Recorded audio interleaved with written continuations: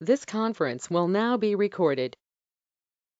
And welcome to the July 9th, 2024 meeting of the Arlington Senior Democratic Lunch. We're so glad you're here, avoiding the lethal heat. We have two guests with us today. We've got Austin Locke, who is one of the Arlington Joint Campaign co-chairs, and he will explain what that means. And then we've got Jared Abelson, who is on the campaign staff of Congressman Don Beyer.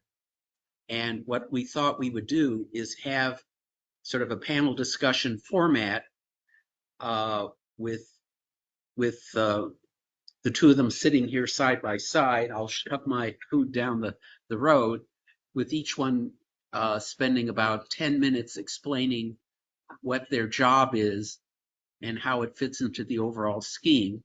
And Jared will cheat and not only talk about his personal job, but also the coordinated campaign, which is very confusingly named like the joint campaign, but it's not joint, it's coordinated. And then we will go to a round of questions addressed to both of them. So without further ado, I will move out of the way of the camera, and they can just pass the laptop back and forth, and they will slide in here, and I'll give you Austin and Jared.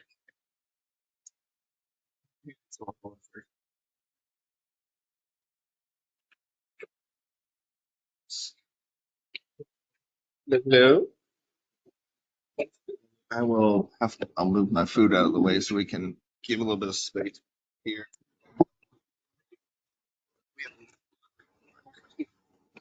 This Jared and anyone else wants to be.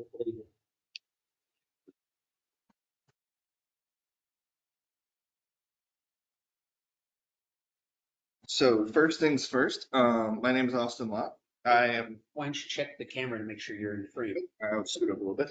I am the laptop.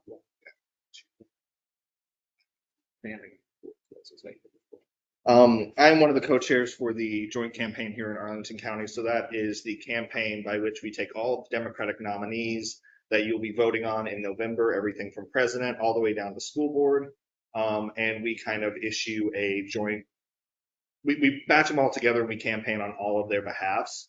And the thought process behind that is, we have so many different campaigns going on. Let's join forces. And basically, as even a multiplier effect, if we're campaigning for the school board candidate, let's also campaign for the Democratic congressman, senator, county board nominee, just so we're hitting all of our bases. So we kind of take this approach of think of your standard campaign, and we do all of that for everyone. So it's a grip card.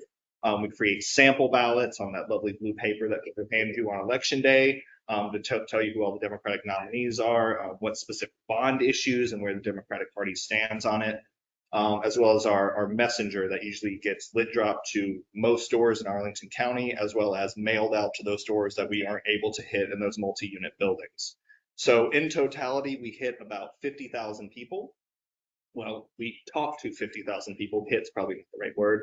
But we hand them a piece of information on our slate of Democratic candidates. And by doing that, we not only ensure that Democrats get elected, but as part of the formula, ensuring Virginia as a whole goes blue, we run up the margins here in Arlington County.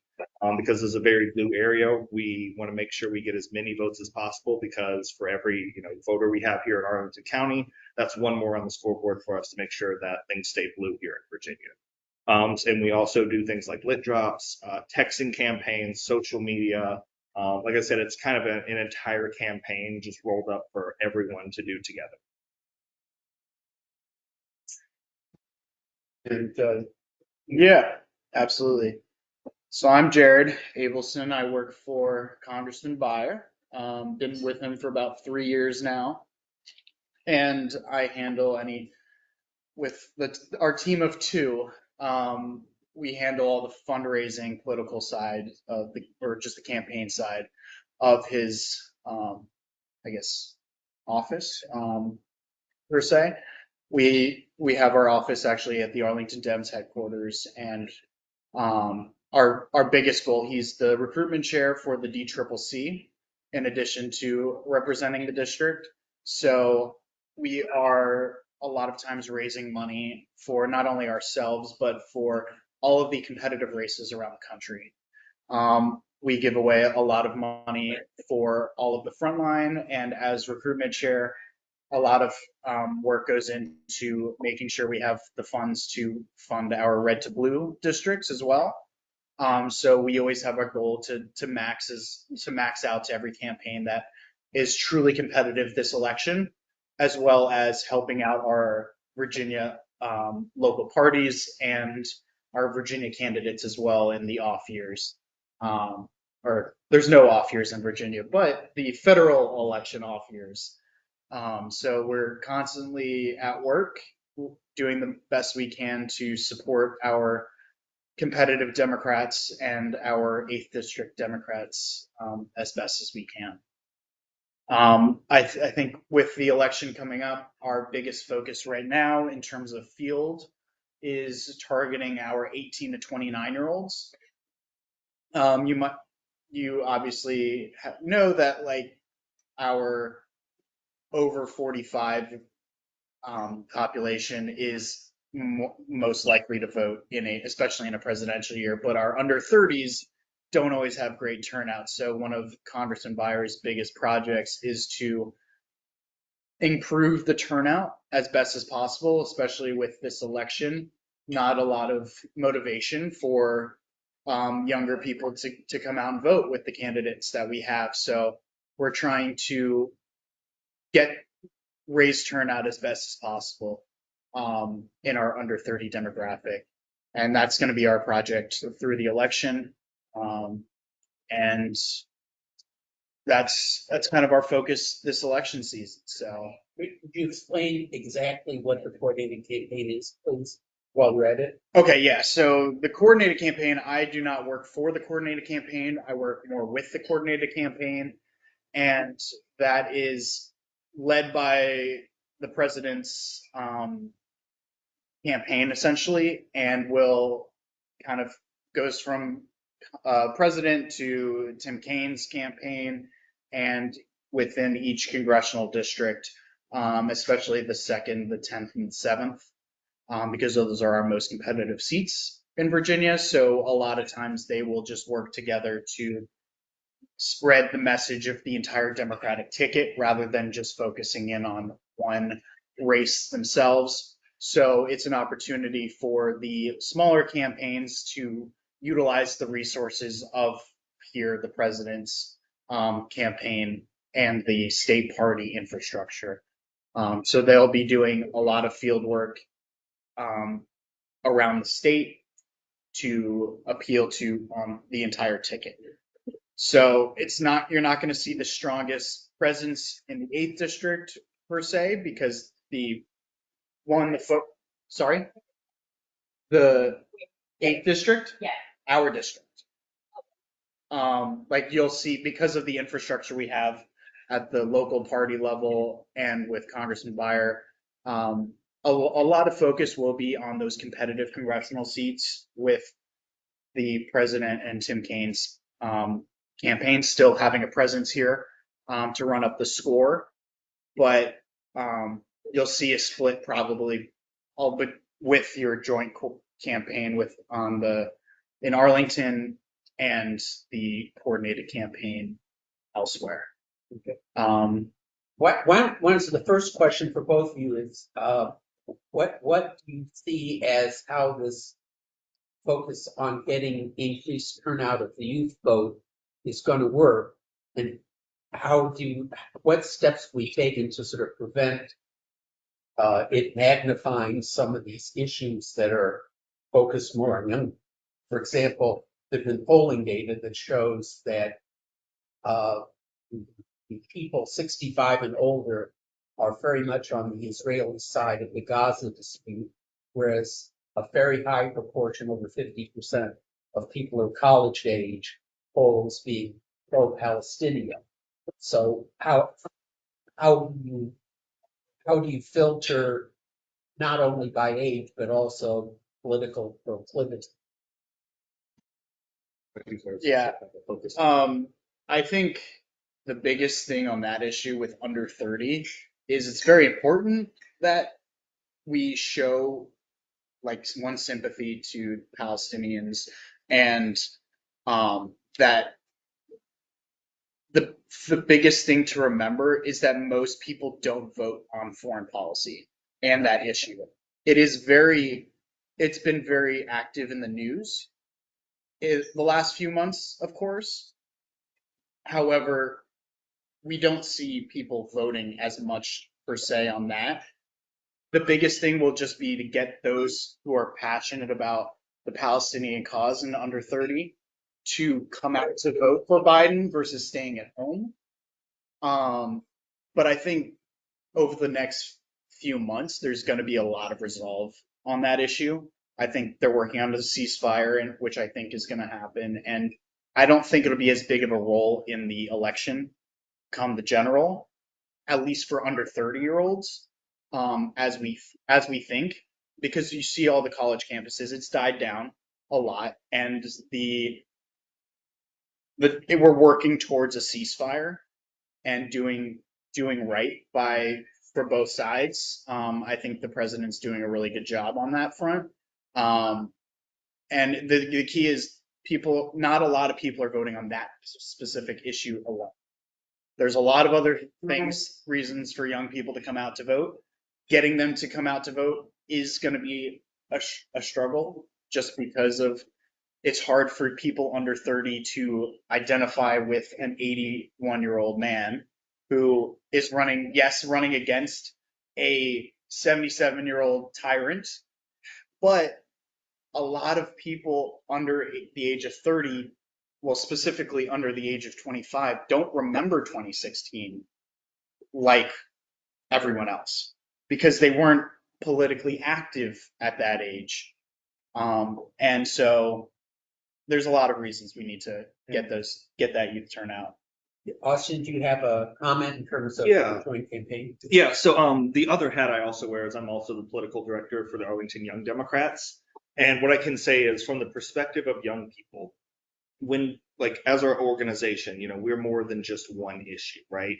The election of Donald Trump would mean the denial of bodily autonomy, the overruling with the Dobbs decision continuing down that path. It means student loan forgiveness programs basically get done away with. So people who are working in the federal government for 10 years on this track to have their student loans forgiven, gone for them. It's more than just a single issue.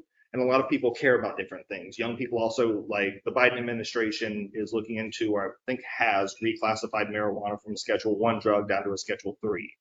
And when it relates to criminal justice reform, you're not going to see that with the Trump administration. And for young people, it's, the presidential election is often their first foray into politics because it's the big ticket item that everyone talks about for 6 months, right? So we have this runway to talk to young people about. We understand we might not, line up 100% on Middle East conflict, but when it comes to your college education, when it comes to your healthcare, when it comes to your bodily autonomy, when it comes to living standards, when it comes to all this other stuff, Democrats are with you. And that's the message that resonates with young people because young people are always going to be the activist side of the party, the ones who are out there protesting, but they're also the ones out there door knocking. So it's just engaging them, kind of meeting them where they are and treating them with the respect, understanding that we might not agree 100% on these issues. And specifically the Young Dems, we've kind of taken that track this year of we understand that there is this polarizing issue out there, but let's not lose sight of the fact that at the end of the day, the alternative is horrifically worse. So just explaining that to people is a great way to get them activated and involved. And we as Young Dems have kind of been pushing that avenue of specifically going into these multi-unit buildings where folks who are new to Arlington County, giving them that lifeline to the community that gets them involved and activated and wanting to be, caring about these issues, about whether it be tree canopy in Arlington or abortion rights at the national level. It's our job to kind of introduce them to that. Questions from the audience? Yeah. I guess part of it, I mean, not particularly over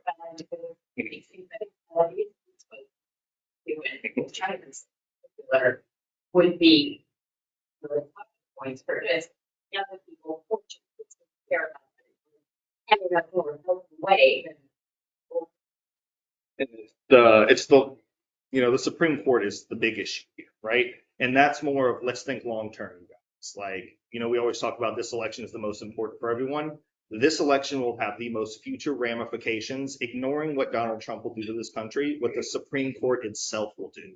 They just overturned the Chevron doctrine, which means basically any executive branch action can get caught up in litigation, unless Congress is super narrow in prescribing the authority, delegating it to them. That creates an issue. We've seen basically them say, clean water, who really cares? It's starting to have ramifications that will not only impact, our rights as people, but our quality of life. Because when the rivers start getting polluted again, when Cuyahoga River catches on fire because the federal government can't do anything again, like we undo all the progress that we've done. And it's the 50 years in the future that we should be worried about. And that's what this election is about. Another question? What are you doing to practice voters under 25 don't remember Trump? Well, I think this will, not including these last few weeks, but I think the general campaigning of the entire party will be focused on the disgraced and presidency he had 4 years, or his last term. His entire record will be on display. His campaigning will be on display, especially with the Republican convention coming up in like a week. That's going to play a major role in messaging, especially to young people. I think we need to have just strong field operations, which is why the Congressman Beyer is so passionate about his field and young turnout program, because those under 25-year-olds don't really remember. I shouldn't even say under 25, but those who did not vote in 2016 or were not paying attention in 2016. I think just you need a good field program. You can't win it on TV ads. You need to talk to the individuals and the younger voters. Plus, there's a lot of outside support. So a lot of nonprofit groups that are targeting young people, a lot of organizations that will be targeting young people throughout the campaign. And to keep it in mind, it's the middle of summer. People under 25 are not paying attention. So like the debate that happened, there were not that many people watching under 30. There was only 33 million people that watched it, and I think it was a pretty poorly watched debate. As a whole, it's got a lot of play, obviously, afterwards, but appealing on TikTok, especially, that's where a majority of those, and other social media platforms, that's where a majority of them get their news. They don't get it from TV. They don't get it from what's a newspaper, we'll say. So along those lines, it's really figuring out the best platforms to get to them, and that's what we'll be doing. Get it. Younger people will relate to. Mm-hmm. Yeah, and that's going to be happening. Yeah. Well, Yeah. Yeah. And I'm always one of those people who, like, when things are down, try to find a silver lining. And when we think back about what happened with COVID, right? I grew up in my childhood, 9/11 was like the big event that kind of defined my childhood, right? A lot of kids who are now voting in their first presidential election experience 4 years of virtual learning, and they have been engaged with things like TikTok that has brought politics to the forefront of people. I'm sure Congressman Beyer can tell you about all the phone calls he got when they were thinking about banning TikTok.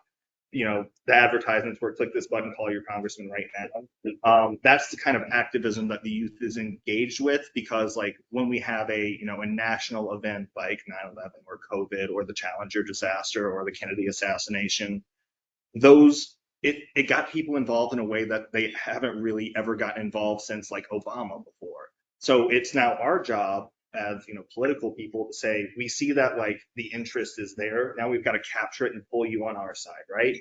Because we had this big issue of COVID, and now it's the question of Do we go left politically with it, or do we go right politically with it? Do we take the DeSantis method and say, oh, it was horrible, absolutely all this bad stuff?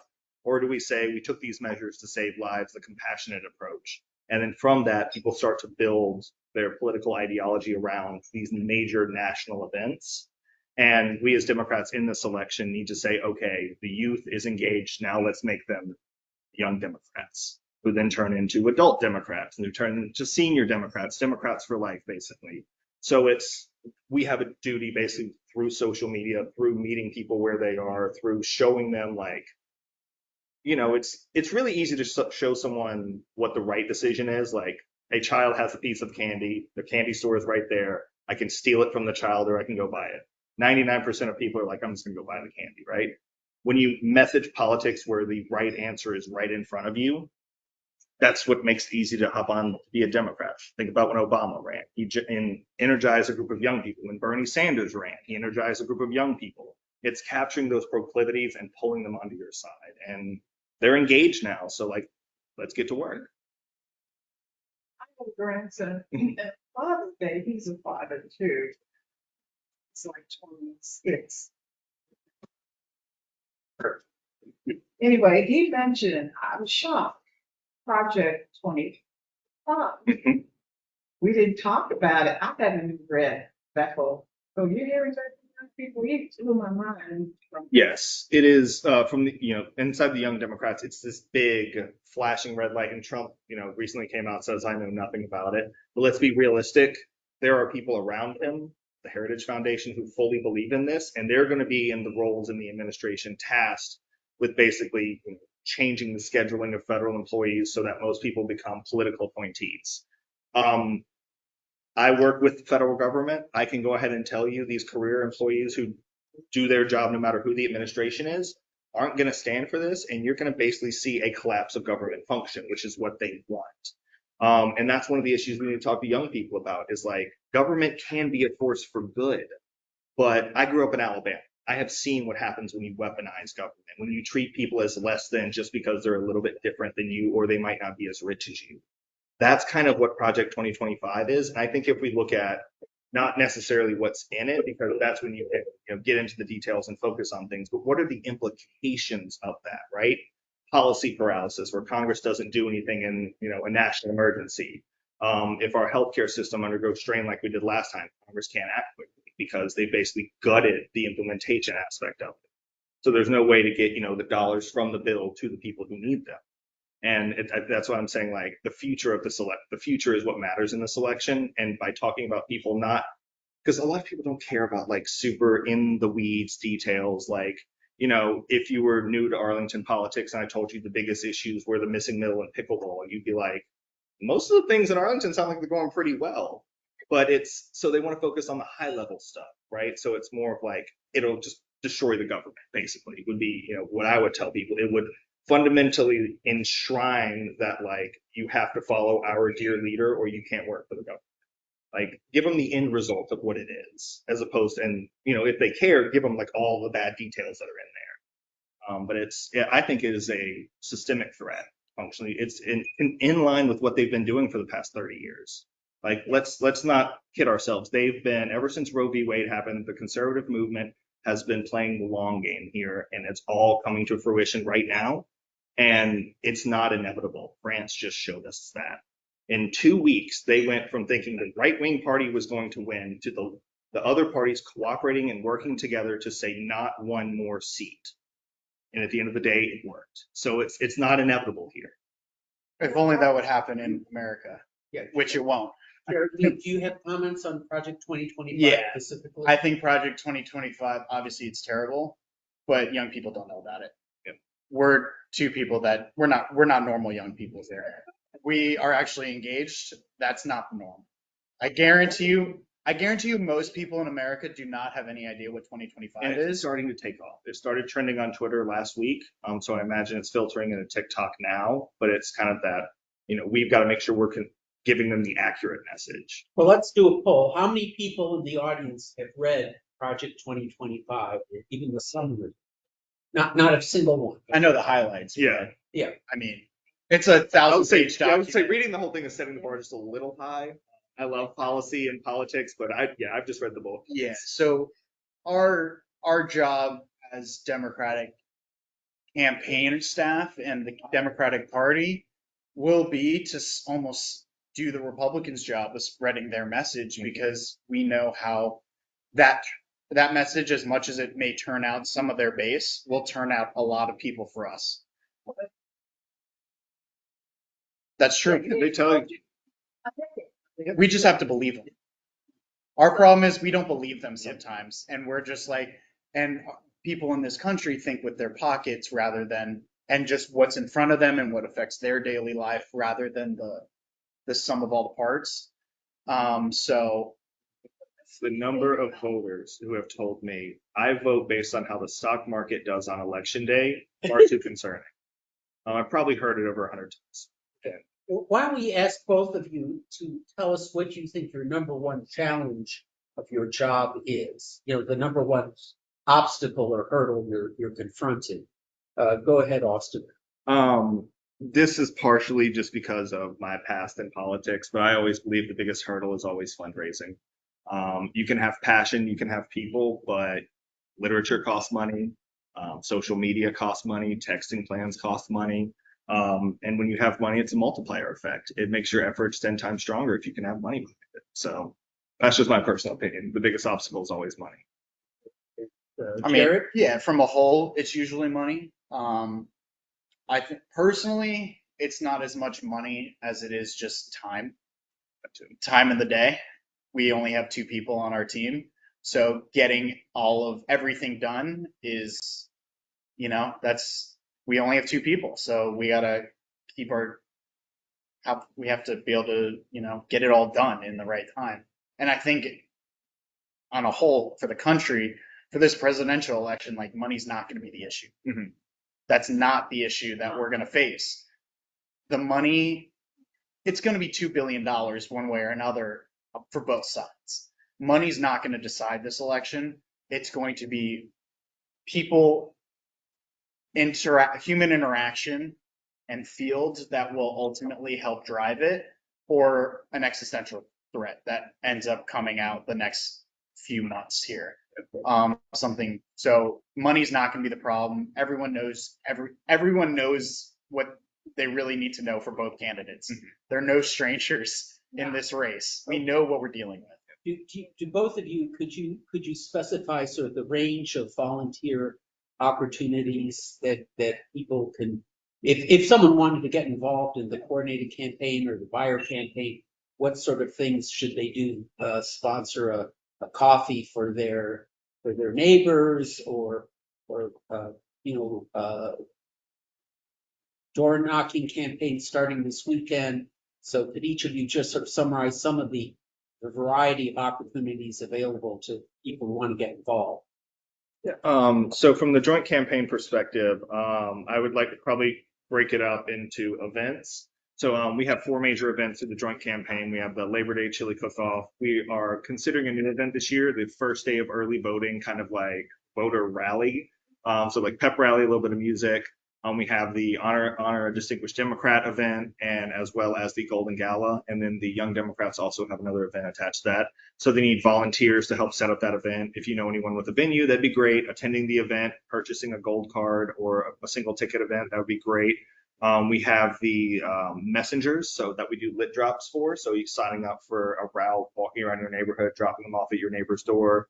Texting campaigns as well. We're going to do some of that closer to election day. So it's more of, the joint campaign needs your time. So if you have any free time, I promise you there's something that you will find, interesting, whether it be postcard writing, texting, doing things as little as taking, a social media graphic from the Arlington Dems and sharing it on your Facebook can help. Early voting polling. Right. Okay.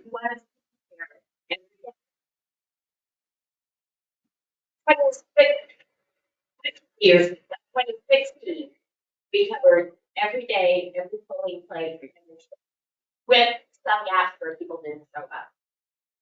We can't do that if we don't have a million people. Absolutely. And about it. And then you say, well, Yeah, I was gonna say, like 12 items of how you can volunteer with the joint campaign. So, and workership on election day and early voting is on there. Yep. As well as putting up signs and taking down signs. If you are friends with Carol Burnett, she helps put all the candidate signs up. I would say slowly became one of my friends during the campaign, during the county board campaign, even though we were on opposite sides. I Oh no, the comedian is also great he as helped with well. our signs too. But I but can we have Jared answer the question? Yeah, I think it really just depends on what your goals are, in terms of getting involved. Like, if you want to target people who may not be voting this election and are passionate about that, then the best way to do that is door knocking and phone banking, with the coordinated campaign or doing our young voter outreach. Like the Arlington stuff is absolutely great. Need the support there. But if you want to reach voters who aren't involved, you have to go to them. And I think that's the biggest thing that is this for this election. Like, we don't need the people who come to everything. We know how they're voting. So if you want to be able to make a difference in the election, we have to go to them. And of course, yes. Well, of course, that's why we've helped facilitate our volunteers to target our young voters, to send them to the coordinated campaigns, even send them to our other local congressional districts that we need to be able to take the House back. Like, we send them to Loudoun County. We have connections with all of our other congressional districts where we need the votes even more than in Arlington. Yes. I mean, I don't particularly feel like I reach out to people all the time. I absolutely. I think because if it wasn't you, then it would be nobody. Yep. If you want to think about it that way, no one else will be talking to them. Yep. So it's much more important to actually get someone to talk to them. Anybody I mean, of course, peer to peer is always the most effective in anything, but that's not an option either. As long as we're making contact, we'll be successful. Yes. Yeah. Yeah, there always is. Yeah. So yeah, festivals and fairs will have a booth there. Mm-hmm. Other questions of our noted panel? Okay, well, could each of you just take 2 minutes to sort of give a closing statement? Jared, why don't you go first and be sure to name drop your website. Okay. Yeah. So yeah, I mean, thanks for having me. I think it's always important to have as much contact with our super volunteers and anyone who's actually involved, and wants to do more for everybody for the election, especially this right now. We know that there's a lot of question marks going around. We know that President Biden will be on the ballot. Like, it's going to happen, and we need to now just step forward and and let everyone else know that we need to elect Joe Biden. We need to elect Tim Kaine again. We'll elect Don Beyer, but we need to elect we need to start flipping the House again. We need, especially if there's such a question mark at the top of the ticket, we need to make sure we hold them accountable in the Senate and the House. And the only way to do that is to reach out to our people who, we think are Democrats or independents, and we need that. It's a turnout game, especially here in Arlington. So there's always ways to get involved. We have separate from the Arlington committee, we have our own outreach that we do. We have, like I said, we have door knocking, we have canvassing, we have just staffing tables at farmers markets. We'll have signs that will go into yards. there's a lot of ways to get involved, but I personally believe that the best way to do that is going to those who need our attention the most. And that also includes making phone calls even to other congressional districts in Virginia, because we want to make sure our Virginia delegation is up and running and strong and continues to be that way. So yeah, I mean, you can always shoot me an email. It's very simple. It's my name, Jared at friendsofdonbeyer.com. You can go to our website, friendsofdonbeyer.com. And we're always just an email or a phone call away. So if you even if you had any questions, just feel free to reach out and we'll be happy to answer them as best as we can. And Austin, do you want to summarize? Yeah, so the joint campaign, here in Arlington advocates not only for our Arlington candidates, school board, county board, but president as well. And I think the joint campaign has a unique mission this year, especially in the local political arena. We just had our school board endorsement vote where we had Zariah Tapia Hadley and Kathleen Clark make it through the nomination. But another individual has decided to throw his hat in the ring and say that he is also a Democrat, but he circumvented the process. So one of the important things we have to do is get the word out about our two Democratic endorsed school board candidates. And that's going to require a lot of that word of mouth, talking to your friends, because the other person who has declared himself a Democrat is a former teacher and will be kind of using that word of mouth. So we as Arlingtonians need to be focusing on making sure that clarification is clear. So a man named Paul Weiss has announced that he's running for school board. He announced after the endorsement vote was over, but he is claiming that he is also I'm not sure what terminology he's using, but he's calling himself a Democrat. But we have two Democratic endorsed candidates here in Arlington. So our two candidates will be on the sample ballot, Yes. Yep. and nobody else will be. And then, the county board race as well will be using ranked choice voting. So continuing to explain that to voters and telling them to rank JV Spain number 1. And preferably that's all you need to do. But there are other options for that as well. And then making sure we run up the numbers in Arlington, getting voter turnout out. Mm-hmm.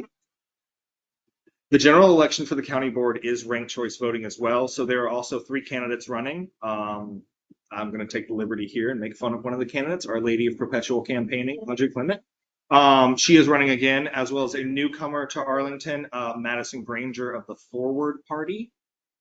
She's a Republican. Her voter file screams Republican. But we just got to educate voters that we vote for Democrats in Arlington County. Let's run those numbers up, because if we clear 80% in Arlington, Virginia goes good. But that just shows you how your participation can help. For example, right after the chili cook-off, there's always the candidate debate forum sponsored by the Arlington Civic Association, and having a friendly crowd up there, applauding wildly when our two school board candidates talk, and then sort of being silent when this other erstwhile candidate talks. Those sorts of things sort of set a tone, and then that sort of thing then gets magnified by reporting in the we used to call it the Journal Gazette, but I forget what it's called. Well, yeah, but anyway, so it gets picked up in the media and so on. So it's very important for the troops to be everywhere, including the candidate debates, the chili cook-off, whatever. But just one this year. But No, that was there's last year. 2 school board, 1 county board. There are 5 members on each board, and so therefore you. Why they don't make both of them run in the same year? No, come on. And one year you have 2 school board candidates. The next year you have 2 county board candidates. I said that backwards. 2 county board candidates and 2 school board candidates, and then all the other years 1 and 1. Yep. So the Democratic nominee for county board is J.D. Spain, and for school board is Zariah Tapia Hadley and Kathleen Clark. And the other thing that's new and exciting this year, although it happens every 2 years, is we're having bond referenda. And so we'll present it, not this month, but next month, a resolution endorsing the bond referenda, and the campaigning for those generally fall on things like the Friends of the Arlington Parks, which I've been involved in a little bit, but we actually have a PAC called the Support the School Board, the School Bond PAC. And I happen to be treasurer of that. So if any of you are interested in making a donation, I'd be pleased to take your money on that. But so that covers all of that. And please watch out for that, because every year, I'm not being a pundit or predictor, but every year it seems the Republicans decide to pick on one of the many bond referenda. 1 year it was like the park bond, and 2 years ago it was like the school board bond. And they just to sort of flex their muscles, they try to pick off the weakest, offspring in the school of fish or whatever, and try to use their political muscle just for the heck of it. But all of the bonds are equally valid in terms of not jeopardizing our AAA bond ratings, and are consistent with our 10-year capital improvement campaign CIP documents. So it's really just a question of good government versus not good government. Okay, well, sure. I personally don't use TikTok because I don't either.